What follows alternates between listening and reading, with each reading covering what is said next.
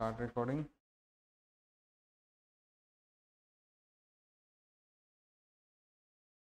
So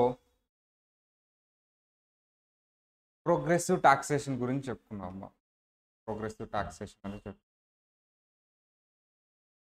difference between act and the rules చెప్పుకున్నాం.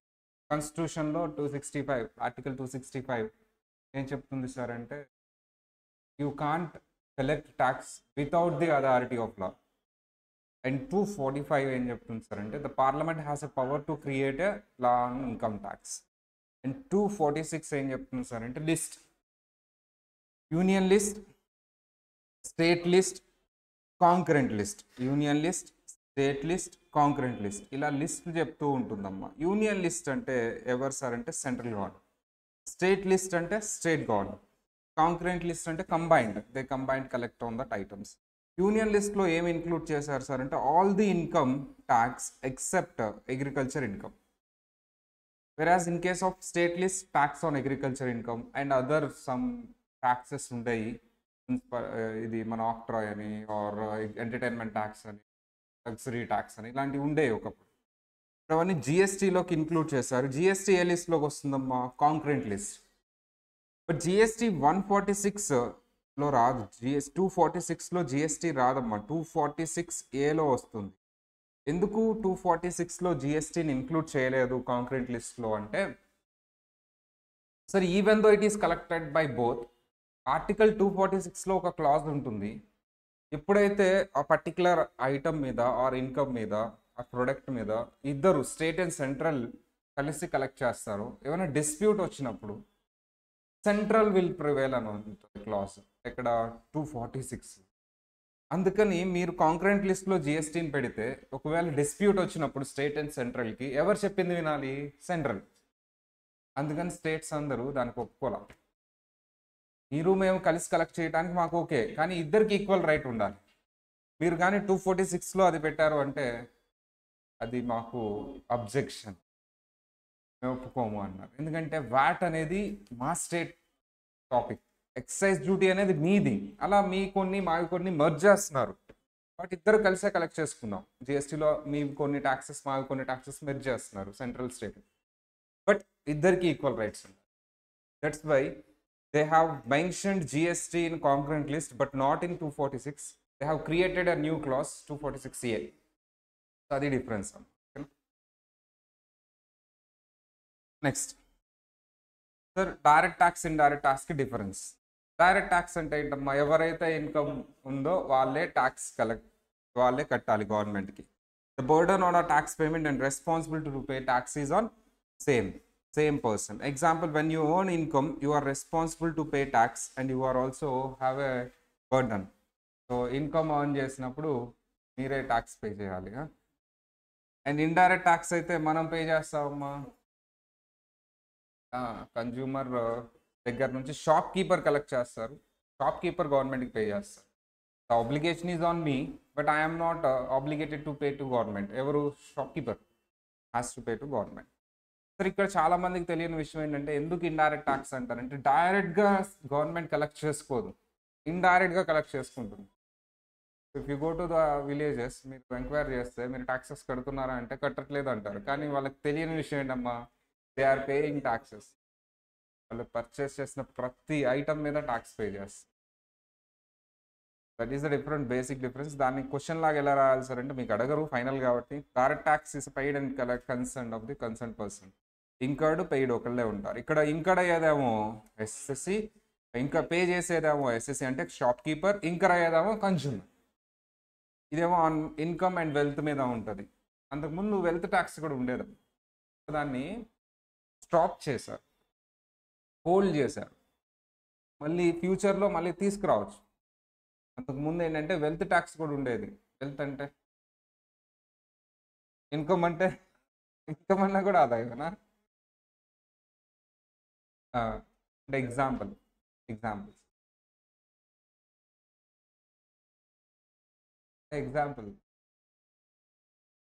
మీకు wealth ఏముంటుందో how to pay income tax and also wealth tax. ఒకప్పుడు దేని మీద పే చేస్తుంటాం?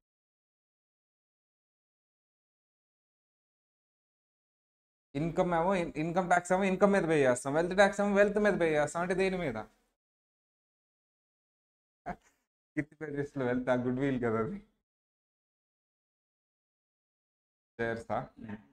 Land, building, gold, share, wealth, అయిపోతున్నది ఇంకోటి. దాని మీద కూడా ట్యాక్స్ ఉండేది.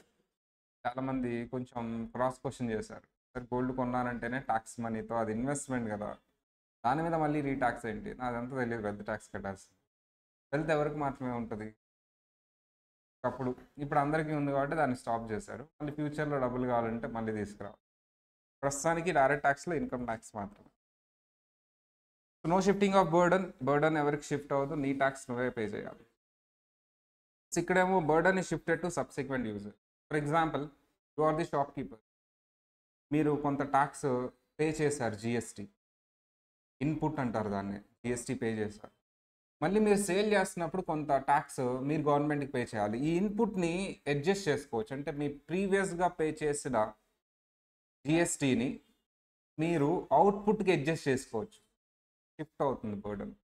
కానీ అలా అని చెప్పేసి ఇన్కమ్ ట్యాక్స్, నేను నా ముందు అతను నాకు డబ్బులు ఇచ్చేటప్పుడు ఇన్కమ్ ట్యాక్స్ పే చేశాడు సార్, దాన్ని నేను అడ్జస్ట్ చేసుకుంటాను, ఆ బ్యాగ్ కానీ ఇస్తూ ఉంటారు చూడండి మా కుక్కలకి, అక్కడ ఉన్న ప్రతి స్టేజ్లో వాళ్ళు ఇన్కమ్ ట్యాక్స్ పే చేయాలి, ఆ ముందు వాళ్ళు పే చేసినా సరే. కానీ జిఎస్టీ అలా కాదు, ముందు వాళ్ళు పే చేసింది నువ్వు అడ్జస్ట్ చేసుకో, ముందు వాళ్ళకి నువ్వు ఏదైతే జిఎస్టీ పే చేస్తావో అది అడ్జస్ట్ చేసుకో. And same time burden shift అవ్వదు, అంటే నీ పర్టికులర్ ట్యాక్స్ నువ్వే పే చేయాలి, అల్టిమేట్గా consumer has to bear. So ఒకరిది అడ్జస్ట్ అవుతూ వచ్చి అల్టిమేట్గా ఎవరి మీద పడుతుందమ్మా? కన్జ్యూమర్. అది collection after the income of the year is earned, collected at the time of sale or purchase or rendering of services. Income tax అనేది ఇయర్లీ కలెక్ట్ చేస్తాం, ఇయర్లీ బేస్, మంత్లీ కాదు, వీక్లీ కాదు, డైలీ కాదు. Income ఎప్పుడు వస్తే అప్పుడు కాదు, income during the year ఎంతో చూసుకొని ఆ నెక్స్ట్ ఇయర్ నువ్వు ఆ ఇన్కమ్ మీద ట్యాక్స్ పే చేయాలి. As in the GST, whenever you are incurred, you need to pay at that time. షాప్కి వెళ్ళి అందులో ట్యాక్స్, రెస్టారెంట్కి వెళ్ళావు, నేను జిఎస్టీ మా సార్ చెప్పారు 1 year తర్వాత అని, నేను 1 year తర్వాత వచ్చి ట్యాక్స్ పే చేస్తాను అంటే కుదురుతుందా అమ్మా? ఇప్పుడే ఏది బెస్ట్ అమ్మా? ట్యాక్స్, ట్యాక్స్ ఎట్ దట్ టైమే బెస్టా? మరి ఎందుకు డిటిఆర్ డైరెక్ట్ ట్యాక్స్ అలా పెట్టారు? డిటి కూడా అది చేయొచ్చు కదా అలాగే, ఎప్పుడు తప్పుడు తీసి. ఫర్ ఎగ్జాంపుల్ శాలరీ వచ్చిందమ్మా, శాలరీ వచ్చింది, ఆ శాలరీ వచ్చినప్పుడే ట్యాక్స్ తీసు.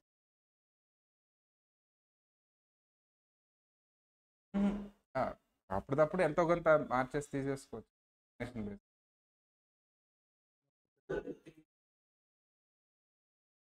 మ- 1 lakh అంటే ఎక్సీడ్ అయింది కదా, ఎస్టిమేషన్ అంటే అదే కదా. ఎస్టిమేషన్, వాళ్ళు రీచ్ అయితే పెనాల్టీ, వాళ్ళు ఎక్సీడ్ అయ్యింది, నేనేమో అయింది అంటున్నాను, నువ్వేమో అవదంటున్నావు. ఓకే, నువ్వు నీ మాట కరెక్ట్ అయితే పెనాల్టీ లేదు, నా మాట కరెక్ట్ అయితే పెనాల్టీ. మరి అదే కదా రూల్ అంటే. అమ్మా,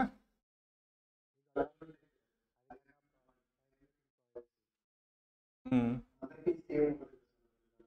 అట్లయితే పర్చేజ్ కూడా అంతే కదా, అందరికి సేవ్ ఉండదు కదా, అది ఎట్లా వర్కౌట్ అయింది, ఇది ఎందుకు వర్కౌట్ అవ్వాలా మీకు?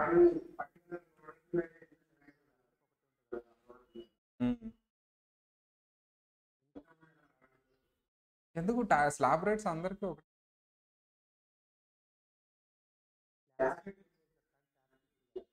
ఇన్కమ్ ఫిక్స్డ్ కాదంటారా? ఓకే ఓకే, ఎవరైనా ఏంటైనా అది కట్టాల్సిందే. ఇన్కమ్ కూడా, ఇన్కమ్ ట్యాక్స్ కూడా అంతే అమ్మా. ఇన్కమ్ అంత అంటే నువ్వు ఎవరైనా సరే ఆ స్లాబ్ రేట్ కట్టాల్సిందే.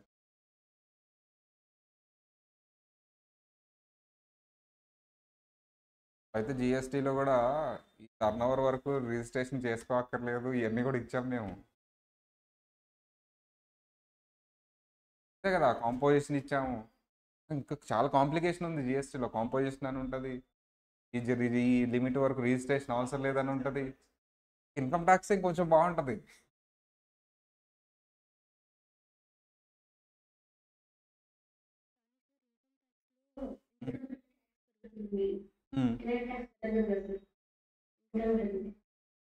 ఇన్కమ్ పెరిగితే ఇక్కడ ట్యాక్స్ పెరుగుతుంది. అక్కడ నేనేమంటానంటే ఎప్పుడప్పుడు తీసేసుకోండి, ఎక్కువే తీసుకోండి, ₹10 ఎక్కువ తర్వాత రిఫండ్ ఇవ్వండి.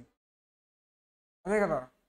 జిఎస్టీలో వాళ్ళు ఏమంటున్నారంటమ్మా, జిఎస్టీలో ఫిక్స్డ్ సార్, ఎంత తీసుకోవాలో ఒక క్లారిటీ ఉంటుంది, అందుకని అప్పుడప్పుడు తీసుకుంటున్నారు. ఇన్కమ్ ట్యాక్స్ ఫిక్స్డ్ కాదు కదమ్మా, ఇన్కమ్ పెరిగితే మరి స్లాబ్ రేట్ పెరుగుతుంది, సర్చార్జులు వస్తాయి, 37% దాకా ఉంది సర్చార్జ్. మరి మీరేమో ఎస్టిమేట్ చేసి తీసుకోమంటున్నారు.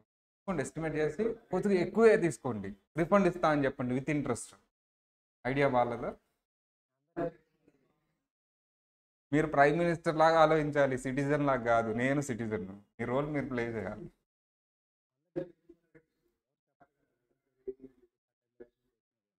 ఏంటి పెనాల్టీ ఏంటి? అంతే కదా నాన్న. ఇయర్లీ అవసరంలా, ఎప్పుడప్పుడు తీసుకోండి. మీ సాలరీ వచ్చిందంటే ట్యాక్స్ కట్టి సాలరీ తీసుకో. అంతే. క్యాపిటల్ గెయిన్ వచ్చిందంటే ట్యాక్స్ కట్టి క్యాపిటల్ గెయిన్ తీసుకో. మళ్ళీ నువ్వు తర్వాత కడతావో లేదో, డబ్బులన్నీ ఎవరు చేసేస్తే రేట్లు ఎట్లున్నాయి బయట. సినిమాకి వెళ్ళాలంటే ₹1000 సాలరీ అయిపోయింది, ఏం చేస్తావు? కట్టవు కదా. డబ్బులు వచ్చినప్పుడే తీసుకుందాం. Estimate. So that yearly is not true. అది అబద్ధం అమ్మా. ఇన్కమ్ ట్యాక్స్ కూడా ఎప్పటికప్పుడే తీసుకుంటున్నారు, మీకు తెలియట్లేదు అంతే. టీడీఎస్ తీసుకుంటున్నారు, సాలరీ రాకముందే నీ దగ్గర ట్యాక్స్ తీసుకుంటున్నారు, ఎక్కువే తీసుకున్న తర్వాత రిఫండ్ ఇస్తా అంటున్నారు. Advance tax is there. కాబట్టి ఆ వర్డ్ నాకు తెలిసి సిగ్నిఫికెన్స్ లేదు. రిటర్న్ వేస్తున్నాం అంతే, ఇయర్లీ ట్యాక్స్ ఎప్పటికప్పుడు తీసుకుంటున్నారు, నో డౌట్ అందులో. మీరు చెప్పినవన్నీ ఏంటి, ఆ స్లాబ్ రేట్స్ ఫిక్స్ కాదు కదా, ఇవి కాదు, అవన్నీ ఛాలెంజ్ చేస్తాయి, కానీ గవర్నమెంట్ ఫిక్స్ అయిపోయింది అంతే. జిఎస్టీ అలా తీసుకోగలేదు, డైరెక్ట్ ట్యాక్స్ ఎందుకు తీసుకోకూడదు అని. కానీ ఎందుకు బుక్లో మార్చలేదు? Vote banking. బ్యాంకింగ్ క్వశ్చన్ వస్తుంది ఇప్పుడు, మామూలుగానే ట్రోల్ వస్తుంది, ఏదో చిన్న రేట్ అటు ఇటు చేస్తే. మేము డైరెక్ట్ ఇన్కమ్ ట్యాక్స్ ఎప్పటికప్పుడు తీసుకుంటామని మార్చమని నా పాయింట్. అలాగా అయిపోయింది, అయిపోయింది, కొలాప్స్ అయిపోయింది. గవర్నమెంట్ కొలాప్స్ అయినా ఆశ్చర్యపోకర్లా. కానీ ఆ పదం మార్చకుండా వాళ్ళు ఎప్పటికప్పుడు తీసుకుంటున్నారమ్మా, through TDS, through advance tax. ఈ రెండు. టీడీఎస్ చాప్టర్ మేము చదివినప్పుడు 4 ఉండేది, ఇప్పుడు అదొక పెద్ద చాప్టర్, పెద్ద టాపిక్ టీడీఎస్ అనేది. ఎప్పుడు ప్రతి ఇయర్ అన్ని, అంటే ప్రతిదీ టీడీఎస్లో. అంటే ఏంటి టీడీఎస్ అంటే ఏంటమ్మా, ట్యాక్స్ డిడక్టెడ్ ఎట్ సోర్స్. ఎప్పటికప్పుడు తీసుకుంటాను నేను, అంతే. ట్యాక్స్ నాకు ఇచ్చి నువ్వు తీసుకో తర్వాత. అదేంటి నువ్వు ఇయర్లీ అని చెప్పావు కదా, అది అబద్ధం. అది అబద్ధం అని చెప్పడానికే టీడీఎస్. మరి ఎందుకు అది మార్చేయచ్చు కదా.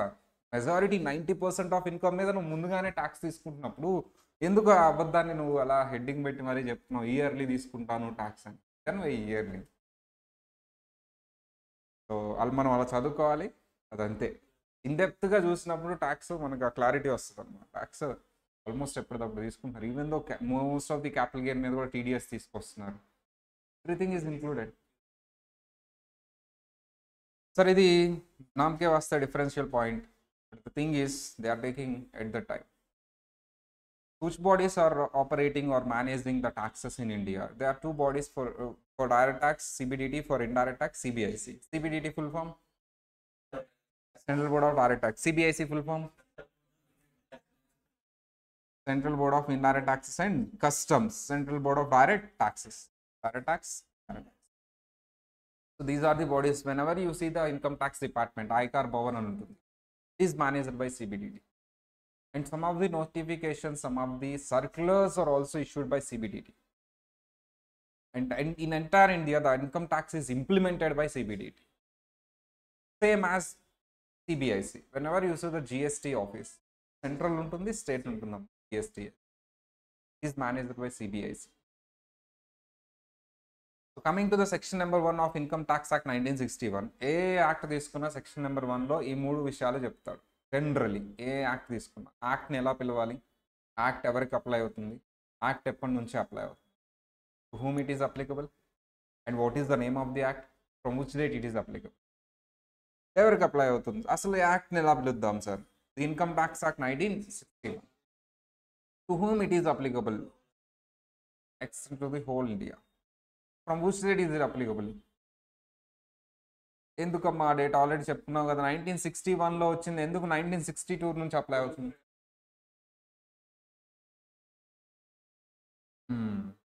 Sir it is applicable from the starting date of the financial year. That's immediately starting date after November 61 is 1/4/1960. Sir what about the India, whole India అంటే జమ్మూ అండ్ కాశ్మీర్కి అప్లై అవుతుందా? జమ్మూ అండ్ కాశ్మీర్కి, అండమాన్ నికోబార్కి అప్లై అవుతుందా? శ్రీలంకకి apply అవుతుందా? మయన్మార్కి apply అవుతుందా? నేపాల్కి apply, మయన్మార్కి apply కాదు, Myanmar మన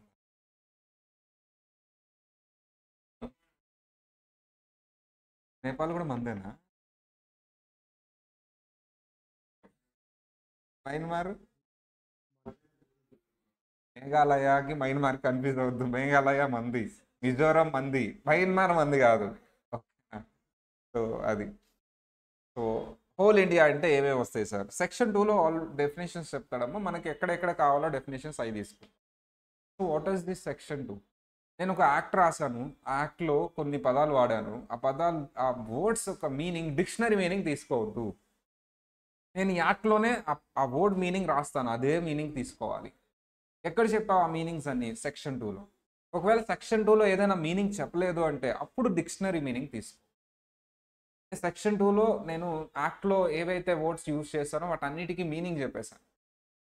యాక్ట్లో నేను India అనే వర్డ్ యూజ్ చేశాను, ఇండియా అంటే ఏంటి అని డిక్షనరీ మీనింగ్ తీసుకోవద్దు. ఇప్పుడు నేను చెప్పబోయే మీనింగ్ తీసుకో. India includes land mass, waterways up to 12 nautical miles, and beyond 12 nautical miles to 200 nautical miles, it is the exclusive economic zones. Seabed, soil and subsoil, airspace above continental shelves, but airspace above exclusive economic zone is not covered. ఏంటి ఒక్కొక్కటి చూద్దాం అమ్మా. First one ఏంటమ్మా? Land mass. Land mass, first one is a land mass. Land mass అంటే name పెడదాం ఒకసారి. Okay, ఒక name పెట్టాం కదా.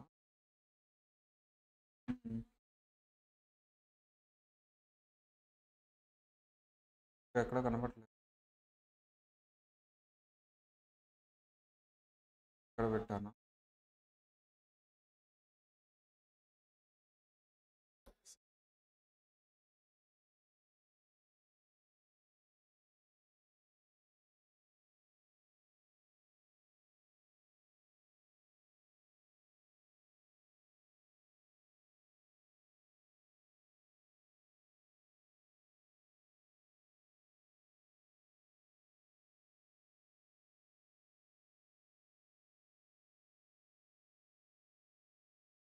First one is the land mass.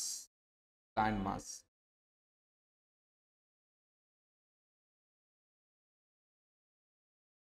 Land mass అంటే ఏంటమ్మా? ఇదంతా ల్యాండ్ మాస్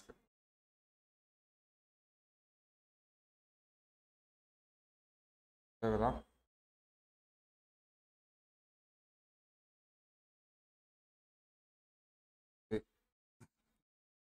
సరే, ఇది ల్యాండ్ మాస్, ఇది శ్రీలంక. ఓకేనా? నెక్స్ట్ ఇంకేమున్నాయి? వాటర్ వేస్ ఎక్కడ వరకు చూడండి అమ్మా. 12 నాట్, ఇక్కడ నుంచి అమ్మా ఇండియాకి ఎన్ని సైడ్స్ ఉంటాయి water ways? 3 sides, 12 nautical miles. ఒక్కొక్క నాటికల్ మైల్స్ అంటే 49 కిలోమీటర్స్ అలా ఉంటుంది. 12 నాటికల్ మైల్స్. సార్ ఇక్కడ వరకు మందే. ఏది నువ్వు ఆయిల్ ఓర్ కానీ, మినరల్ ఓర్స్ కానీ, గ్యాసెస్ కానీ ఏదైనా నువ్వు ఫైండ్ అవుట్ చేసిన సీబెడ్లో అది మందే. ఈ గవర్నమెంట్కి ట్యాక్స్ పే చేస్తే నువ్వు సేల్ చేసుకో. గవర్నమెంటే ఫైండ్ అవుట్ చేస్తే that's other issue. So what about out side 12 nautical miles? Out side 12 nautical miles to 200 nautical miles వరకు, ఇక్కడ నుంచి ల్యాండ్ మాస్ నుంచి 200 నాటికల్ మైల్స్ వరకు అది కూడా అందే వస్తుంది. ఎప్పుడు అంటే 12 నాటికల్ మైల్స్ మనకు ఎక్స్క్లూజివ్, ఎవరి పర్మిషన్ ఎక్కర్లా. బట్ ఇక్కడ ఎక్కడైనా నీకు ఆయిల్ ఓర్ కానీ గ్యాస్ రిజర్వ్ కానీ ఫైండ్ అవుట్ చేసావు నువ్వు, దీన్ని నువ్వు క్లెయిమ్ చేసుకోవాలి, ఇది ఇండియా అని చెప్పేసి. దీన్ని ఏమంటారు? Exclusive economic zone. Exclusive economic zone అని నువ్వు క్లెయిమ్ చేసుకోవాలి. ఇదంతా నీది కాదు అసలు. ఓన్లీ ఏ ఏరియా అయితే క్లెయిమ్ చేసుకుంటావో 12 నాటికల్ మైల్స్ తర్వాత అప్ టు 200 నాటికల్ మైల్స్, అది మాత్రమే నీది. దాన్ని exclusive economic zone. 200 nautical miles తర్వాత అసలు నీకు పర్మిషనే లేదు క్లెయిమ్ చేసుకోవడానికి ఇంటర్నేషనల్ వాటర్స్. ఇది ఓవరాల్గా EZ exclusive economic zone. So sir, land mass, waterways up to 12 nautical miles, and if you have claimed any exclusive economic zone up to 200 nautical miles, ఇది వరకు. And seabed అంటే ఏంటమ్మా, water కింద ఉన్నది. And subsoil and soil subsoil అంటే దాని కింద ఉన్నది. దాని కింద అంటే పిక్ చేసుకుంటే వెళ్ళిపోయి అమెరికా వచ్చింది, పక్క వచ్చేసింది. తవ్వుకుంటే వెళ్ళిపోయానమ్మా. అమ్మ గ్లోబ్ రౌండ్గా ఉంటుంది కదా నాన్న, తవ్వుకుంటే వెళ్ళిపోయా అటు పక్క వచ్చి. అది సొరంగం గొంతు వేసుకుంటూ వెళ్ళానమ్మా ఇట్లా. అమెరికా వచ్చేసింది. వాళ్ళ సబ్సాయిల్ కూడా మందేనా? సెంటర్ వరకు మందా? ఎంత దూరం మంది కింద? ఎంత దూరం అయినా తీసుకోవచ్చా? తీసుకుంటే వెళ్ళిపోయి అమెరికా వచ్చేసిందమ్మ. తవ్వలేమంట. ఎంతవరకు వెళ్తే అంతవరకు అమ్మ, అంత తవ్వలేము. కిందంతా ఎలా ఉంటుంది? నేను చదువుకుంటాను చిన్నప్పుడు, కోర్ ఏరియా ఉంటుంది, 3 లేయర్స్ ఉంటాయి. 1 లేయరే మనం 2 లేయర్లకు కూడా ఎంటర్ అవ్వలేము. ఇక 4th లేయర్ అంటే ఇక అది వేరే విషయం. ఆ లేయర్ వరకు మంది, అందుకని తవ్వేస్తారు మన వాళ్ళు. అది వరకు ఇండియా వరకు తవ్వుకోవచ్చు. బట్ అక్కడ environment issue, international health issue, environment issues వాళ్ళందరూ వచ్చి నోటీసులు ఇస్తారు. వరకే తవ్వండి. చైనా అసలు ఆగట్లేదు. డిగ్గింగ్ స్టీల్ తయారు చేస్తూ ఏమనంటే మాది ల్యాండ్ మాస్ అంటే. బట్ నువ్వు కమిటీలో, మా పర్టికులర్ కమిటీలో ఉండాలి, నీకు అన్ని బెనిఫిట్స్, నీ ప్రొడక్ట్స్ అన్ని గ్లోబల్గా సేల్ అవ్వాలంటే మా రూల్స్కి ఒబే అవ్వాలి. ఎయిర్ని ఎక్కువ పొల్యూట్ చేయదు. ఏమైంది పొల్యూట్ చేస్తే? నా ఎయిర్ కదా. కింద ల్యాండ్ మాస్ని ఎక్కువ దిగ్ చేయరు. ఏమైంది? నాది కదా. నీదే. వాళ్ళు ఇట్లా గ్లోబ్ తిరుగుతున్నారు, పొల్యూట్ చేస్తున్నారు. విల్ ఎఫెక్ట్ ది అమెరికా, వాళ్ళకు కూడా ఎఫెక్ట్ ఉంటుంది డెఫినెట్లీ, గ్లోబల్ ఎఫెక్ట్ ఉంటుంది. అయిన మంది అయితే ఎంత స్టాండర్డ్గా ఉందా వాళ్ళకి? అది సార్ మనయే, సబ్సాయిల్ కూడా మందే, but subject to conditions. But ఏదైనా సరే సబ్సాయిల్ వరకు ఏదైనా ఇన్కమ్ వస్తే అది మినరల్స్ కానీ ఏదైనా ఐరన్ ఓర్ కానీ ఇండియాకి ట్యాక్స్ పే చేయాల్సింది. ఎయిర్ స్పేస్ అబో అంటే ఏదైతే తీసుకోవాలి? ఎయిర్ స్పేస్ అబో అంటే ల్యాండ్ మాస్ పైన ఉన్న ఎయిర్ స్పేస్. ఫ్రీక్వెన్సీస్ అంటాం, 2G స్పెక్ట్రమ్, ఇప్పుడు 5G వచ్చింది, కాస్ట్లీయెస్ట్. శాటిలైట్ పైన పెడుతున్నావు, స్పెక్ట్రమ్ ఫ్రీక్వెన్సీ అమ్ముకుంటున్నావు telephone company, costliest asset in India.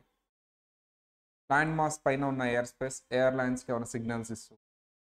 Water ways ఏదైతే చెప్పానో 12 నాటికల్ మైల్స్, దానిపైన ఉన్న air space. Exclusive economic zone పైన ఉన్న ఎయిర్ స్పేస్ ఉండదు. ఆ జోన్ వరకే నీది, దానిపైన ఎయిర్ స్పేస్ రాదు. 12 నాటికల్ మైల్స్ వరకు ఉన్న ఎయిర్ స్పేసే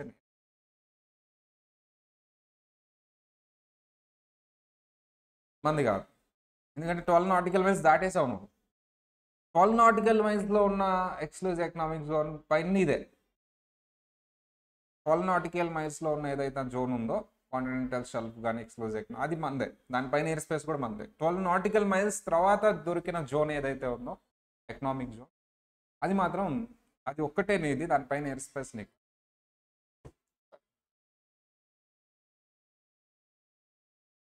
అది కాంటినెంటల్ షెల్ఫ్స్ అంటే within 12 nautical miles. And exclusive economic zones మనవి ఇండియా అంటే. Sir, what is charging section?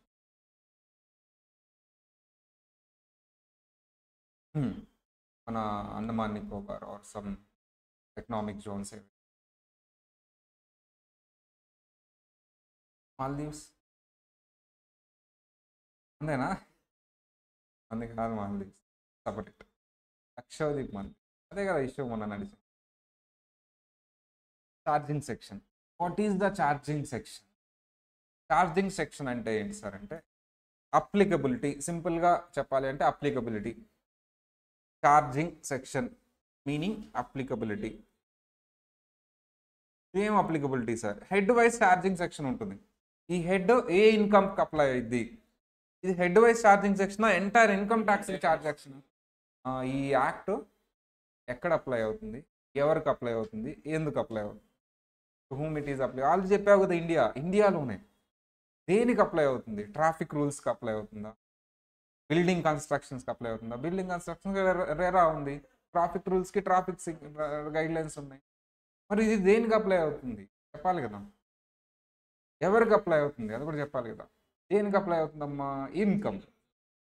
Income అనే టాపిక్కి ఈ యాక్ట్ అప్లై అవుతుంది. ఎవరికి అప్లై అవుతుంది? పర్సన్. ఎప్పుడు అప్లై అవుతుంది? ఇయర్లీ. ఇయర్లీ చెప్తాం, previous year apply.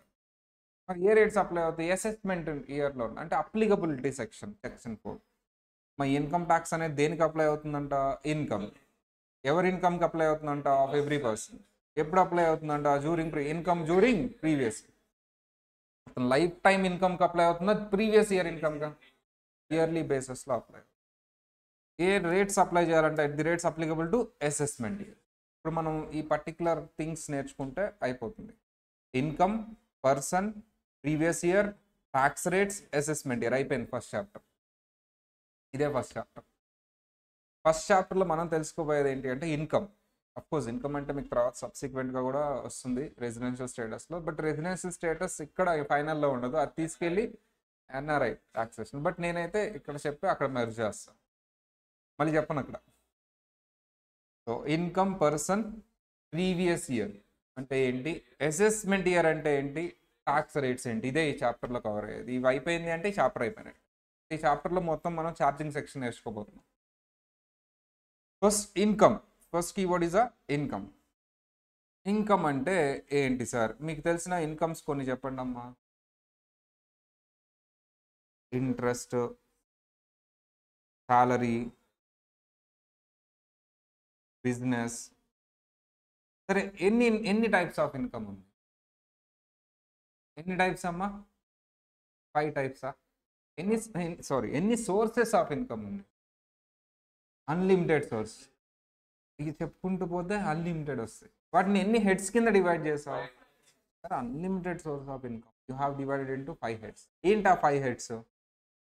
Income from salary, income from house property, PGBB, capital gain, other sources. ఇదే ఆర్డర్లో చెప్పాలి.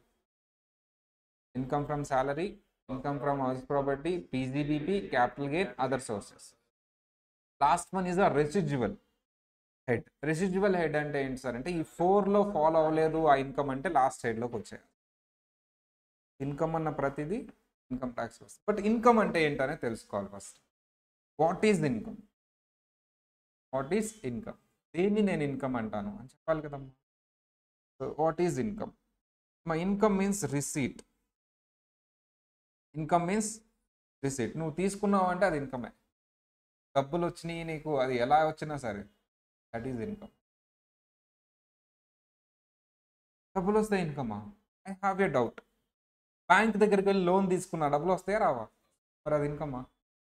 నువ్వు రిసీట్ అంటే ఇన్కమ్ అన్నావు, అది కూడా రిసీటే కదమ్మా, అది రిసీటే కదా. Okay, receipts are 2 types. First one is the revenue receipt. Second one is the capital receipt. So క్లియర్గా చెప్పాడు. Okay, I have understood. Revenue, every revenue receipt is the income. Every revenue receipt is the income. Every revenue receipt is the income. Sir, capital receipt. Every capital receipt is not the income. Have taken a loan, that is the receipt, it is not income.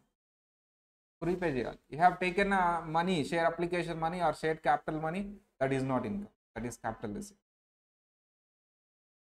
Sir, every capital receipt is not income. కానీ ఈ రెండిటికి exceptions ఉన్నాయి. ఈ రెండింటికి ఏమున్నాయమ్మా? Exceptions ఉంటాయి.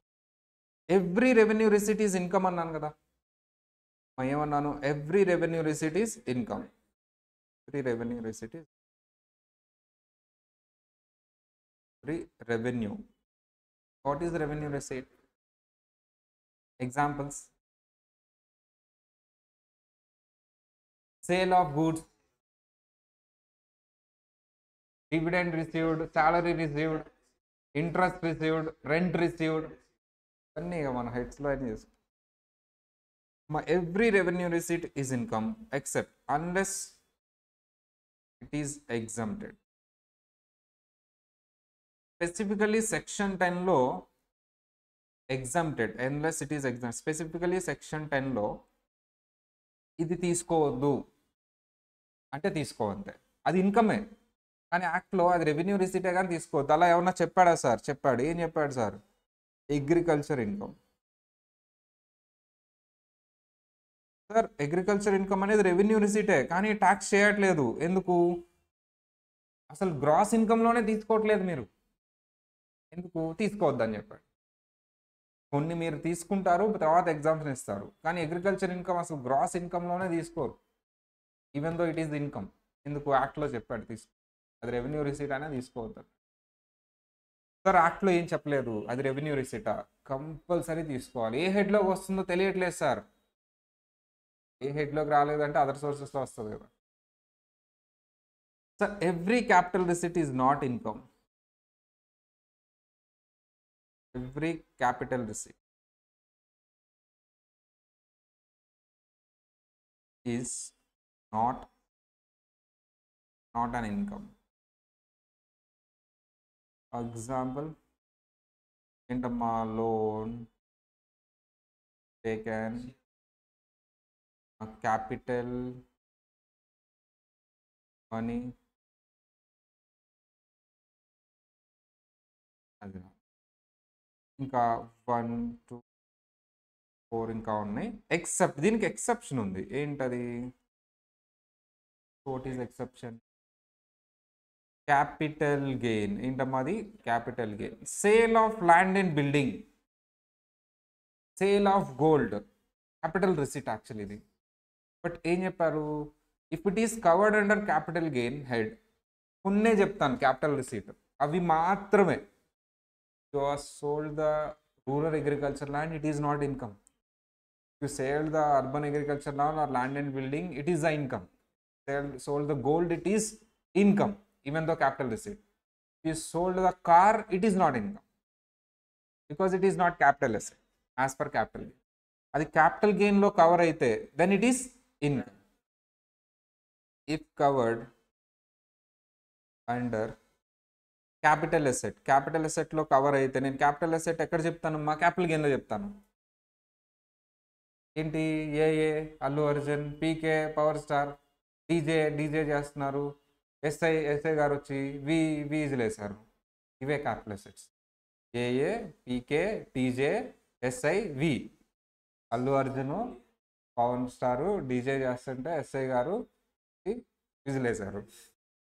ఏఏ అంటే ఏంటమ్మా? A for archaeological collections. Another A for work of art. P for అయిపోయింది, అల్లు అర్జున్ అయిపోయింది, Pavan Kalyan. P for paintings, నేను వేసే పెయింటింగ్స్. పవర్ స్టార్లో పీ అయిపోయింది. కే ఫర్ పవర్ స్టార్ కదా. Yes for cultures,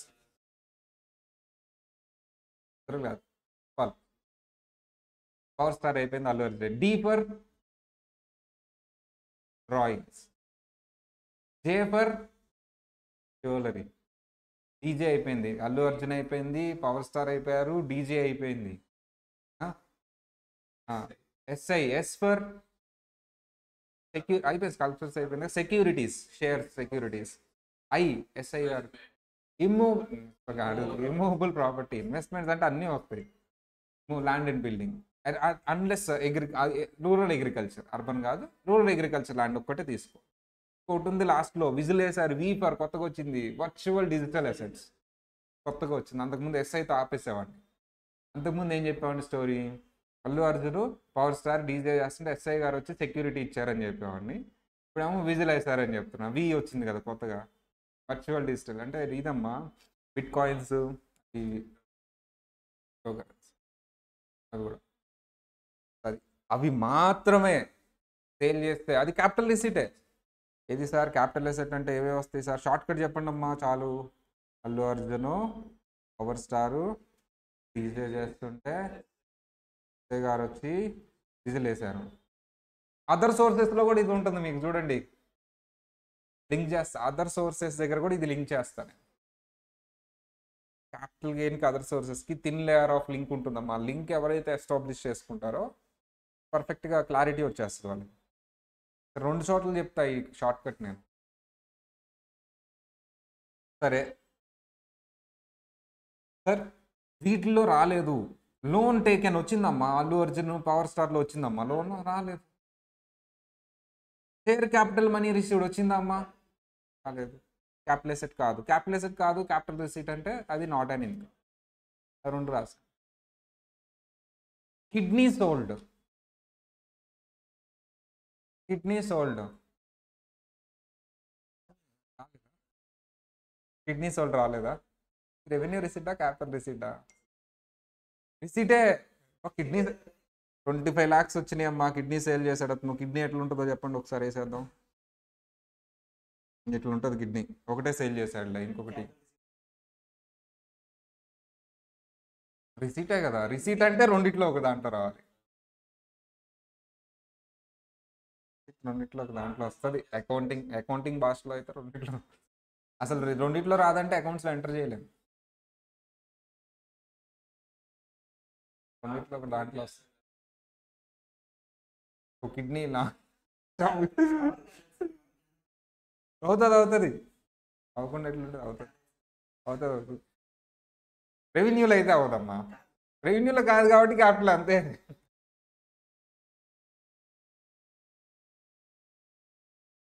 capital asset కాదు, క్యాపిటల్ ఎసెట్ అయితే కాదు.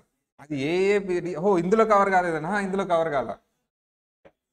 కిడ్నీ అందులో రాలేదు, అందుకని క్యాపిటల్ ఎసెట్ కాదు కాబట్టి క్యాపిటల్ రిసీట్లో వస్తుంది. Personal effects. పర్సనల్ ఎఫెక్ట్స్ అంటే ఏముంటాయమ్మా? నీ కిడ్నీ, నీ షర్టు, నీ హార్ట్, నీ లివరు అన్నీ అమ్ముకుంటున్నావు, బ్లడ్, డబ్బులు వస్తున్నాయి. ఇన్కమ్ కాదయ్యా, ఇన్కమ్ కాదు. ఏమో నిర్మలా సీతారామన్ గారు ఈ క్లాస్ని కిడ్నీ అమ్ముకుంటే డబ్బులు వస్తున్నాయి అంట, ఇక్కడెక్కడ కవర్ అవ్వట్లేదంట, రాసేద్దామని రాసేసినా నాకేం తెలియదు, నన్ను అడగకుండా. ప్రస్తుతానికైతే అది ఇన్కమ్ కాదు, ఇన్కమ్ ట్యాక్స్ లేదు. కిడ్నీ అమ్ముకున్నావు, 25 lakhs వచ్చినాయి, నో ఇన్కమ్ ట్యాక్స్ ఎక్కడ లేదు, క్యాపిటల్ రిసీట్. ఇంకా రే ఇది మిస్ చేసామా అని చెప్పేసి ఆమె తీసుకొచ్చి అల్లు అర్జున్ పవర్ స్టార్ డీజేఎస్ఐ వి పక్కన పీ కూడా పెట్టింది అనుకో, అయిపోయింది. అది పర్సనల్ ఎఫెక్ట్స్ అమ్మా, personal effects. Okay.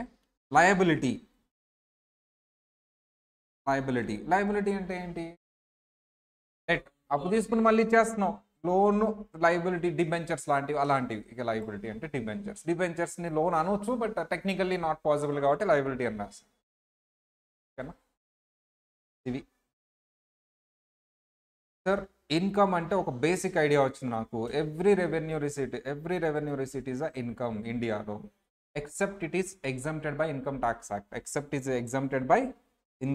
Act. Income tax యాక్ట్లో అది ఎగ్జామ్ చేస్తేనే తీసుకోను నేను. ఇంకా అది ఇన్కమ్ ట్యాక్స్ యాక్ట్లో ఏం మాట్లాడలేదు ఎగ్జామ్షన్ అని చెప్పేసి అంటే అది తీసుకుంటా. ఇన్కమ్ ఎక్కడో చోట ఏదో హెడ్లో ఎక్కడ వస్తే అక్కడ ఫిట్ చేస్తా. Sir, capital receipt, every capital receipt is not income unless it is specially mentioned as capital asset. ఏఏ, పిఎస్, డీజే, ఎస్ఐ, వి, ఇవి మాత్రమే. ఓకే, సరే, అయిపోయింది. ఒక పాయింట్ అయిపోయింది ఇన్కమ్ గురించి. ఇది నేను capital gain and other sources దగ్గర ఫుల్ క్లారిటీ ఇస్తాను.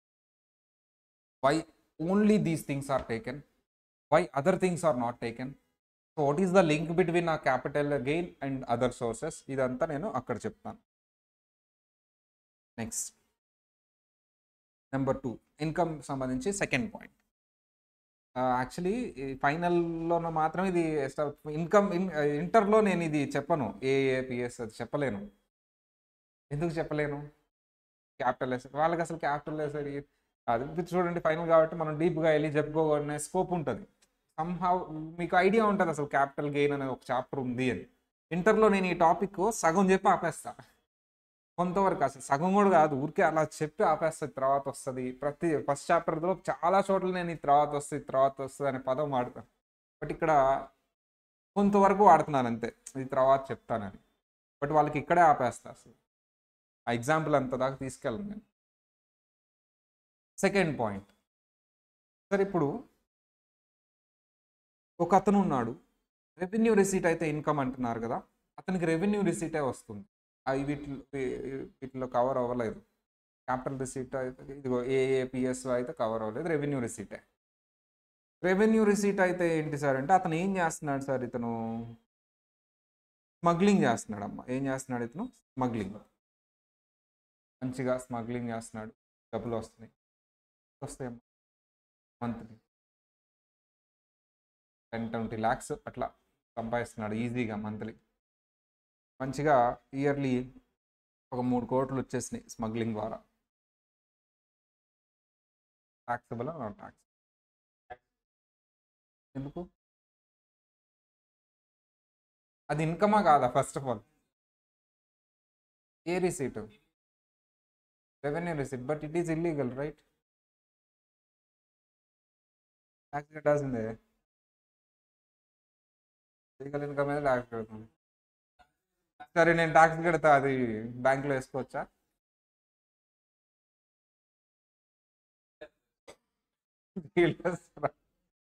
సరే ఇంకొక క్వశ్చన్ అమ్మా. ఇంకొక అతను ఉన్నాడు, పోనీ స్మగ్లింగ్ వదిలే, కిడ్నాపింగ్లు చేసి పెడతాడు. ఎవరిని కిడ్నాప్ చేయమంటే వాళ్ళని కిడ్నాప్ చేస్తాడు. మంచిగా ఒక్కొక్క కాంట్రాక్ట్కి అతనికి 10 lakhs దాకా వస్తూ ఉంటాయి కాంట్రాక్ట్ వైజ్. ఇయర్లీ వచ్చేసి అతను 1 crore దాకా సంపాదిస్తున్నాడు. ఇది చెప్పండి. మేము చేస్తాం, బాగా డబ్బులు వస్తున్నాయి కమ్మా. హైదరాబాద్లో బతకాలి, రెంట్లు కట్టాలంటే మరి ఇవన్నీ చేయాలి శాలరీతో పాటు. అంతే కదా నాన్న. 50,000 శాలరీ అంటే రెంట్ 35,000 ఉంది, ఇంకో 15,000 బిర్యానీ కూడా రావట్లేదు మంత్లీ. ఇట్లాంటివి ఏమన్నా 2-3 చేస్తే నా పేరు చెప్పొద్దమ్మా చేసి. సరే ఇంకొక అతను ఉన్నాడు, ఇతను ఏం చేస్తాడు సార్? ఇతను కూడా మంచిగా సంపాదిస్తున్నాడమ్మా. ఇతను ఏం చేస్తాడంటే ప్రొఫెషనల్ కిల్లర్. ఎవరిని సుపారీ తీసుకొని ఎవరిని ఎక్కడ కాల్చమంటే అక్కడ కాలుస్తాడు, కనపడ్డు. బుల్లెట్ చూడాలి ఏదో ఉంటుంది, బుల్లెట్ చూడొద్దు, గన్ను చూడ ఏదో ఉంటుంది మొత్తానికి. అలా అనమాట, కనపడ్డు. మొత్తానికి డబ్బులు కూడా ఇండైరెక్ట్గా పవన్ చెప్తాడు చూడండి అమ్మ డైలాగ్. చెప్పినా నా డైలాగ్? శివారెడ్డి బుల్లెట్ చూస్తే చచ్చిపోతావు. సరే ఇతను కూడా ఒక 2-3 crores సంపాదిస్తున్నాడు, బ్యాంకులో వేసుకుంటున్నాడు, బ్యాంకులో దాచుకుంటున్నారు ఈ డబ్బులన్నీ. బ్యాంకులో దాచుకుంటున్నారు ఈ డబ్బులన్నీ. ఉన్నారా? స్మగ్లింగ్ అయిపోయింది, కిడ్నాపింగ్ అయిపోయింది, ప్రొఫెషనల్ కిల్లర్ అయిపోయారు. చెప్పండి అమ్మా. రాబరీస్ చెప్పండి అమ్మా. ఇవన్నీ ఇన్కమా కాదా?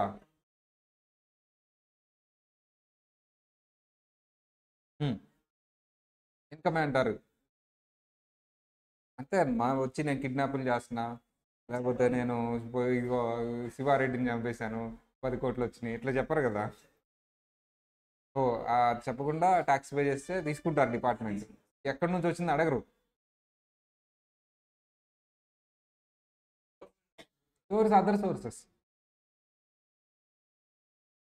Other sources contract income. ఆ కాంట్రాక్ట్ ఏంటంటే అదర్ కాంట్రాక్ట్.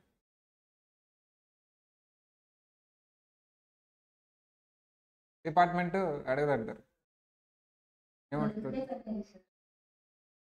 డిపార్ట్మెంట్ అమ్మా. రిటర్న్ ఫైల్ చేద్దాం అనుకుంటున్నాం, మీరు అందరూ ట్యాక్స్ కట్టమంటున్నారు, స్మగ్లింగ్ చేసాము, 3 కోట్లు వచ్చినాయి, రిటర్న్ వేద్దాం అనుకుంటున్నా. ఏ సోర్స్, ఏ హెడ్ అంటే ఏమో తెలియదు అన్నారు. ఏం తెలియకపోతే ఏ హెడ్ అమ్మా? Other sources. Undisclosed income is different. వాళ్ళు వచ్చి నన్ను పట్టుకుంటే ఆ ఛాన్స్ ఇవ్వరు, నేనే కట్టేద్దాం అనుకుంటా, రిటర్న్ వేద్దాం అనుకుంటా. అదర్ సోర్సెస్ రిటర్న్ వేయండి అమ్మా. అదర్ సోర్సెస్లో ఉంటుంది. కమిషను, కాంట్రాక్ట్ ఏదో ఒకటి వేస్తే డబ్బులు కడదాం అంటే ఎట్లా వచ్చినాయో చెప్పు, అప్పుడే ట్యాక్స్ తీసుకుంటా అంటాడు గవర్నమెంట్. రిటర్న్ అయ్యి ట్యాక్స్ కట్టే, ఏం మాట్లాడదు. ఓ 10 రూపాయలు ఎక్కువ కట్టే ఏం కాదు. 10 రూపాయలు ఎక్కువ కట్టమ్మా.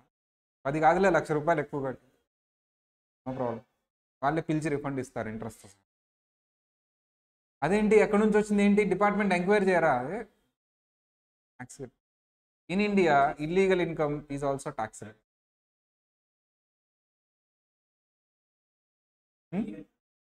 ప్రొహిబిటెడే కానీ నేను రిటర్న్ వేసి ట్యాక్స్ కట్టా అదర్ సోర్సెస్.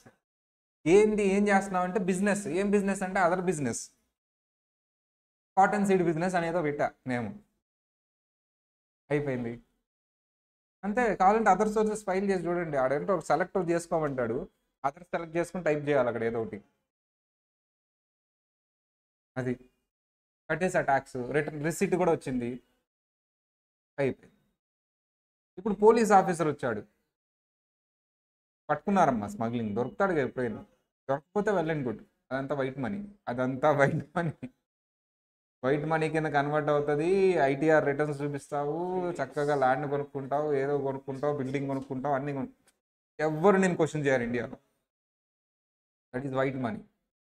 అదే ఇండియాలో illegal income is also tax.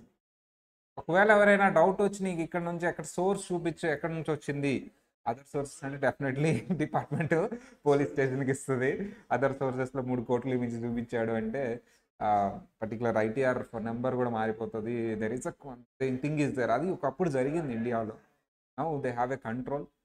Return వేయొచ్చు, కానీ రిటర్న్ వేయొచ్చు, ట్యాక్స్ కూడా తీసుకుంటారు, everything is fine.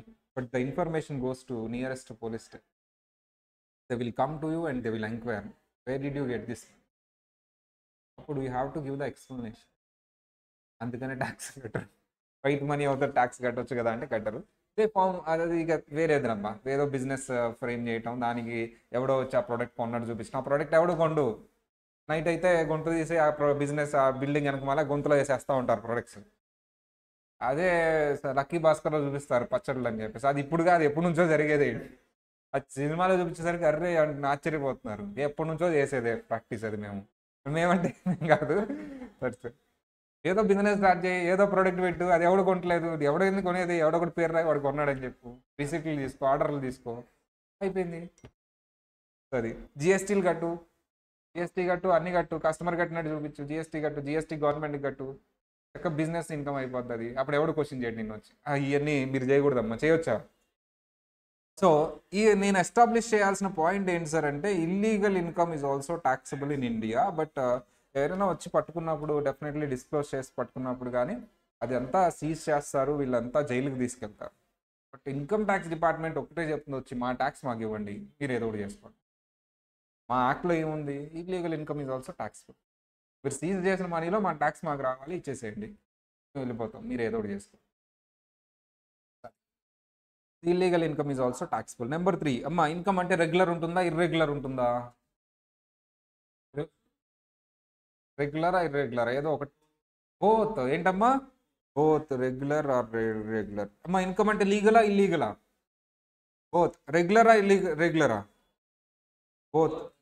Illegal or legal ఏదైనా ఉండొచ్చు, బోత్ రెగ్యులర్ ఆర్ ఇర్రెగ్యులర్. రెగ్యులర్గా ఉండొచ్చు, ఇర్రెగ్యులర్గా ఉండొచ్చు. రెగ్యులర్కి ఒక ఎగ్జాంపుల్ చెప్పండి అమ్మా. రెగ్యులర్గా వచ్చే ఇన్కమ్ ఒక ఎగ్జాంపుల్, శాలరీ. ఇర్రెగ్యులర్గా వచ్చే ఇన్కమ్కి ఒక example, dividend is also somewhat regular. Sale of building, business income, somewhat business income. Next one, మా ఇన్కమ్ అంటే ఇండియాలో వచ్చేదా, అవుట్ సైడ్ ఇండియాలో వచ్చేదా? బోత్. ఇన్ ఇండియాలో జనరేట్ చేసే ఇన్కమ్ ఆర్ అవుట్ సైడ్ ఇండియాలో వచ్చే ఇన్కమ్ కూడా ఇన్కమ్. ఇన్కమ్ అంటే నువ్వు రిసీవ్ చేసుకుంటేనేనా, ఆన్ బిహాఫ్ ఆఫ్ యూ ఎవరైనా రిసీవ్ చేసుకుంటే కూడా, నువ్వే రిసీవ్ చేసుకోవాలని ఉందా? It is irrespective of either you received or indirectly received. Indirectly అంటే either directly received are indirectly received. డైరెక్ట్గా రిసీవ్ చేసుకున్నా, ఇండైరెక్ట్గా రిసీవ్ చేసుకున్నా. నాకు డైరెక్ట్ రిసీవ్కి ఒక ఎగ్జాంపుల్, సాలరీ డైరెక్ట్గా నీ బ్యాంక్ అకౌంట్లో పడుతుంది, డైరెక్ట్లీ రిసీవ్డ్. ఇండైరెక్ట్ రిసీవ్డ్కి ఒక ఎగ్జాంపుల్,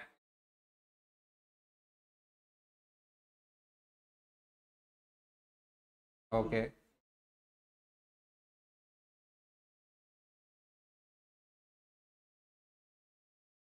ఓకే సార్, నా ఆబ్లిగేషన్ని వేరే వాళ్ళు మీట్ అవటం, ఈఎంఐ డైరెక్ట్గా శాలరీలోంచే ఈఎంఐ డిడక్ట్ చేయటం. శాలరీ నా దగ్గర రాలేదు కానీ బ్యాంక్కి వెళ్ళిపోయింది, నేను రిసీవ్ చేసుకోవాలా? లేదు, ఇండైరెక్ట్లీ రిసీవ్డ్. ఎందుకంటే నీ ఆబ్లిగేషన్ని నువ్వు లెటర్ ఇచ్చావు. ఎవరికి ఇచ్చావు లెటరు? బ్యాంక్కి. ఏమని? నా శాలరీని డైరెక్ట్గా బ్యాంక్ అకౌంట్కి పంపించేయండి అని. నువ్వు ఒప్పుకున్నావు కాబట్టి నువ్వు రిసీవ్ చేసుకున్నావు. దాన్ని అప్లికేషన్ ఆఫ్ ఇన్కమ్ అంటారు. ఏమంటారు అమ్మా దాన్ని? Application of income. So indirectly received application of income కింద వస్తుంది, దాన్ని రిసీవ్డ్ కింద తీసుకుంటాను. Then what is diversion of income? Diversion of income అంటే ఇది కూడా సేమ్, నీ దగ్గర రాదు, వేరే వాళ్ళకి వెళ్ళిపోద్ది, సేమ్ ఈఎంఐ లాగా. బట్ ఈఎంఐ నేను చెప్తే వెళ్ళిద్ది. బట్ డైవర్షన్ అనేది నేను అప్లికేషన్, అది కూడా అప్లికేషన్లో వస్తుంది. బట్ ఎందుకు డైవర్షన్ అంటాను, అది ఎందుకు not taxable in my hands అంటే నేను చెప్పను, కోర్టు చెప్తుంది. కోర్ట్ ఏం చెప్తుంది, వాళ్ళ వైఫ్కి ఓ 20,000 ఇవ్వండి మంత్లీ మంత్లీ. నేను ఎక్కడైనా సైన్ చేశానా? నేను ఎవరికైనా లెటర్ ఇచ్చానా? నేను ఏమైనా చెప్పానా? నో. కోర్ట్ ఆర్డర్ వల్ల అది నా శాలరీ నుంచి డెట్ అయ్యి వాళ్ళ వైఫ్కి వెళ్ళిపోతుంది డివోర్స్ అయినా. Court order or court degree. So when it is a court order, whenever it is a court degree, when the income or salary is diverted to other person, then it is not your income. Diversion. Application.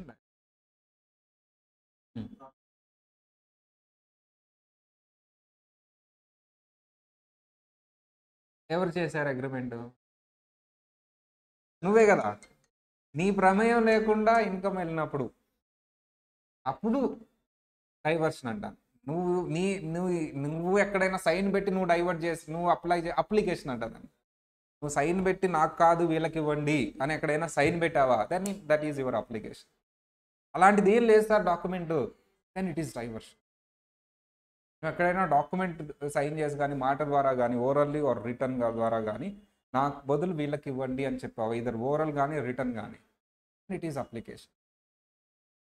Sir అలాంటిది ఏం లేదు కానీ వెళ్ళిపోయింది వేరే వాళ్ళకి, then it is diversion. That is not your income. Okay.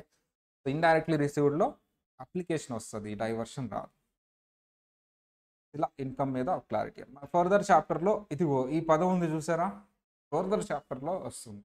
Out side ఇండియాలో receive చేసిన income కూడా నీ ఇన్కమ్ అంటాను నేను. నువ్వు అవుట్ సైడ్ ఇండియాలోనే ఏం చేస్తావు, అవుట్ సైడ్ ఇండియాలోనే రిసీవ్ చేసుకుంటావు, అయినా సరే ఇండియాలో ట్యాక్సిబుల్ చేస్తాను కొన్ని సర్కమ్స్టాన్సెస్. ఇది ఏంటి అనేది మీకు నెక్స్ట్ చాప్టర్స్లో ఐడియా వస్తుంది. ఇది రెసిడెన్షియల్ స్టేటస్ చాప్టర్లో ఐడియా వస్తుంది. Refer next chapter. సార్ ఇది కూడా ఇండైరెక్ట్లీ రిసీవ్డ్ డైవర్సిఫికేషన్ అనేది నెక్స్ట్ వస్తుంది. మిగతా అన్ని చెప్పేసినట్టే. ఇక కొన్ని పాయింట్స్ మీకు క్లారిటీ నెక్స్ట్ చాప్టర్స్లో వస్తుంది. అవుట్ సైడ్ ఇండియా అనే పాయింట్ కానీ ఆర్ ఇండైరెక్ట్లీ రిసీవ్డ్ అనే పాయింట్ కానీ నెక్స్ట్ చాప్టర్స్లో. నెక్స్ట్ డే ఆర్ ఈ వీక్లోనే 1.5 అవర్కి ఇంక్రీజ్ చేస్తాం క్లాస్ని. 1 అవర్ నుంచి చిన్నగా ఇంక్రీజ్ చేస్తూ ఉంటాం అనమాట క్లాస్ టైమింగ్స్. ఓకే. అది ఈరోజు ఇన్కమ్ గురించి చెప్పుకున్నాం. రేపు క్లాస్లో మనం దేని గురించి చెప్పుకోబోతున్నాం సార్ అంటే second point is nothing but person గురించి చెప్పుకోబోతున్నాం. ఫస్ట్ పాయింట్ అయిపోయింది, సెకండ్ పాయింట్ గురించి చెప్పుకోనమ్మా. హలో.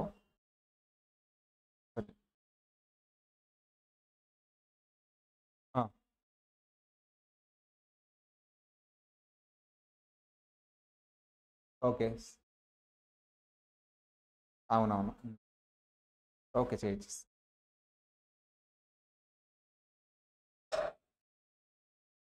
ఓకే అమ్మా.